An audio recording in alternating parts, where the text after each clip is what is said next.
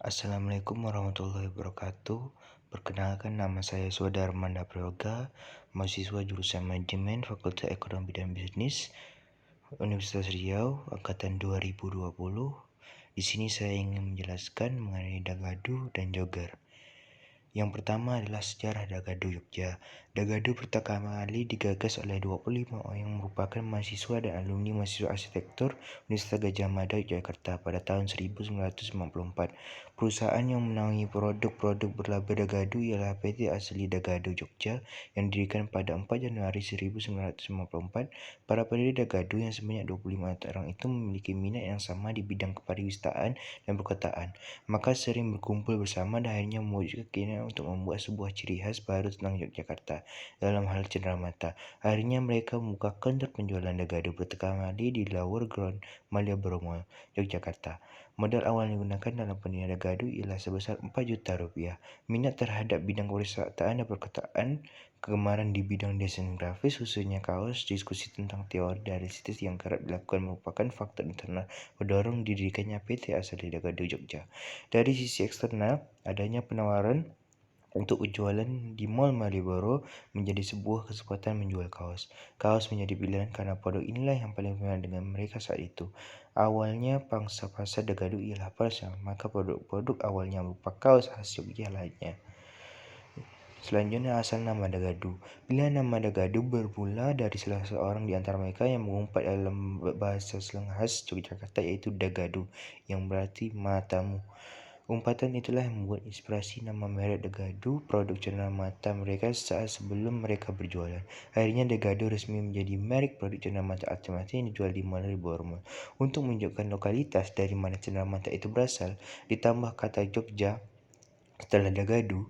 Sementara itu, pemakaian ejaan nama pada kota Yogyakarta dimaksud untuk memberi muatan nilai historis kota Yogyakarta. Nama Dagadu Jogja sebagai identitas kelompok tersebut baru muncul dan mulai digunakan pada peluncuran perdana produk-produk yang mereka pasarkan di Lower Ground Malioboro, Yogyakarta pada 9 Januari 1994. Kegiatan berusaha yang dilakukan kelompok ini dengan memproduksi dan menjual produk cenderamata alternatif dari Jogja berupa kaos oblong, gantungan kunci, gambar tempel, topi, dan penat-penat lain yang membuat rancangan grafis dengan tema-tema kewirausahaan dan lingkungan binaan kota Yogyakarta. Pada awalnya lebih sebagai media penyalur minat idealisme yang menyampaikan gagasan-gagasan mengenai artefak, peristiwa, bahasa, style living culture yang gayut dengan cita Yogyakarta, selalu tampil rancangan grafis yang menarik dan menggugah. Selanjutnya adalah logo Dagadu. Bagi masyarakat Yogyakarta, kata Dagadu sudah ada sejak beberapa dawarsa, selalu dikenal sebagai umpatan matamu. Inilah bahasa wakilan, bahasa slang orang Yogyakarta yang disusun dengan cara membalik 4 garis huruf Jawa. Permainan sandi dalam bahasa walikan ini dilakukan dengan cara menukar 4 baris pertama dengan baris ketiga, baris kedua dengan baris keempat, dan begitu pula sebaliknya. Kata berbahasa Indonesia dipenggal berdasarkan suku katanya, kemudian dipasangkan berdasarkan urutan baris huruf Jawa tersebut, tanpa harus mengubah huruf vokalnya. Kata Dagadu menjadi mudah dipahami, dan pada baris kedua dibaca MA, yang pada baris keempat GA, pada baris keempat dibaca TA di baris kedua, dan duda berpasangan dengan mamu, jadi Dagadu terbalik berarti matamu.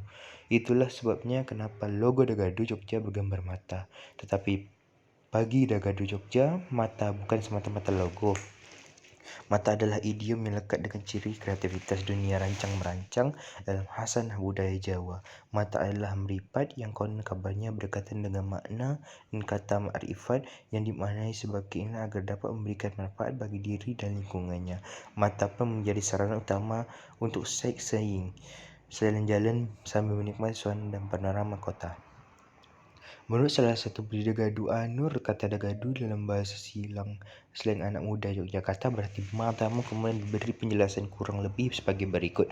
Dalam wawancara desain grafis, figur mata adalah salah satu idiom yang digunakan untuk menggambarkan citra kreativitas Dagadu yang dihadirkan melalui logo berbentuk dasar mata. Diharapkan dapat wakil pandangan kelompok selalu berusaha menempatkan kreativitas sebagai aspek utama dalam aktivitasnya. Citra mata yang diasosiasikan secara bebas dengan aktivitas sightseeing atau cuci mata dengan berjalan-jalan keliling kota. Ini diharapkan dapat merepresentasikan kepedulian kelompok ini terhadap masalah-masalah perkotaan dan kepariwisatan. Dagadu sebagai kosakata yang familiar dalam pergaulan informal di Yogyakarta pada gilirannya diharapkan dapat mewakili citra produk sebagai cenderamata khas Yogyakarta. Penyertaan kata Jogja sesudah kata Dagadu semakin memperkuat citra ini. Produk Dagadu.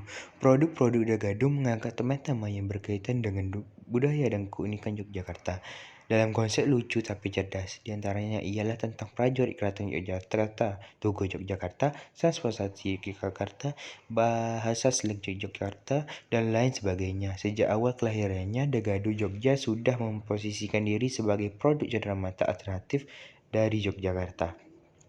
Pertimbangan pemilihan kaos oblong sebagai produk utama Dagadu tak lepas dari orientasi kegiatan wisata ini. Sebagai telah diuraikan sebagai bahwa kegiatan wirausaha yang cenderung merupakan wahana minat permintaan pada gilirannya, hal ini dipengaruhi pada pemilihan produk utama yang secara lebih rinci dapat dijelaskan sebagai berikut.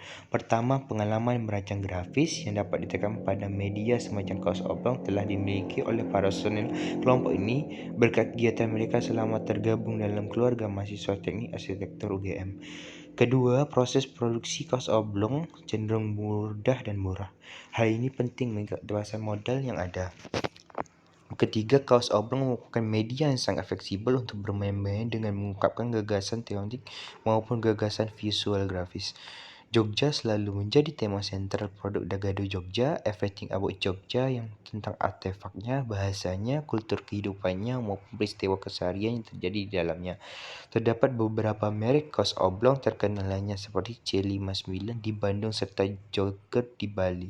Di daerah lain juga ada kaos oblong yang identik dengan daerah itu meski tak standar 3 merek di atas seperti Cakcuk Surabaya dari Surabaya, Menza dari Pringsewu Lampung, Yenyes dari Lembang, serta Banglejo dari Tangerang, Kutai Kartanegara.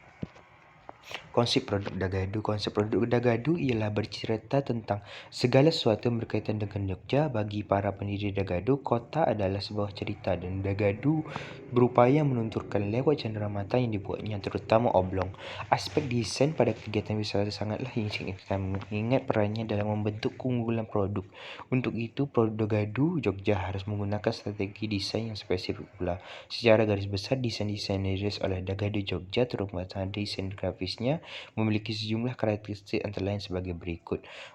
Pertama, bergerak dalam khasanah budaya Jogja atau Jawa, mengangkat romantisme Jogja, menampilkan hal-hal keseharian yang bersahaja dan karena itu banyak terlewatkan dari perhatian melalui inspirasi baru.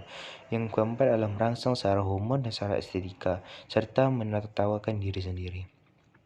Pemasaran produk Dagadu. Dalam memasarkan produk-produknya, Dagadu membuat 3 jenis gerai, yaitu gerai statis, unit layanan cepat, dan gerai maya. Terdapat 5 gerai statis yang berlokasi di Malioboro Mall, Jalan Gedong Kuning, dan Alun-Alun Utara, Lipo Mall, dan Jogja City Mall. Di Malioboro Mall, gerainya bernama Posyandu, Pos Layanan Dagadu. Di Jalan Gedong Kuning bernama Yogyatorium, dan Alun-Alun Utara bernama Pos Layanan Dagadu 2. Di Jogja City Mall yang bernama Pos Layanan Dagadu JCM dan Lipo Mall bernama DGD Store. Sebelumnya Dagadu juga memiliki gerai statis di Pakuningkratan yang bernama UGD, unit gawat Dagadu. Namun sudah tidak beroperasi. Gerai mobil unit layanan cepat ULC untuk melayani permintaan khusus. Sementara gerai maya disebut dengan pesawat yang merupakan singkatan dari pesanan lewat kawat. Selanjutnya adalah mengenai jogger yang berasal dari Bali. Sejarah jogger Bali. Jogger berdiri pada 9 Januari 1981.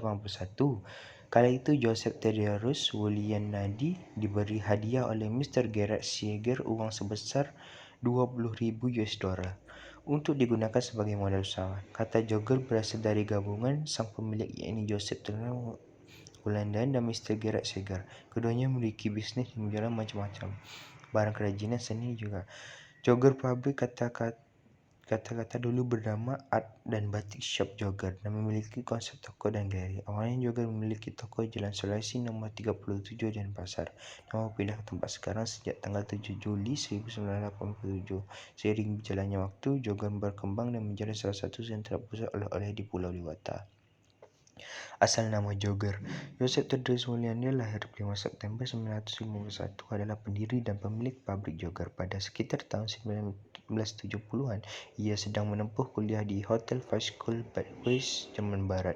Berkenalan dengan Gerhard Schieger, keduanya menjadi kawan akrab yang sangat baik seperti saudara. Mungkin saking baiknya Schieger menikah dengan istrinya, Ibu Erikus dari Jati. Mr. Gerhard Schieger rela memberikan uang sebesar 20.000 US dollar.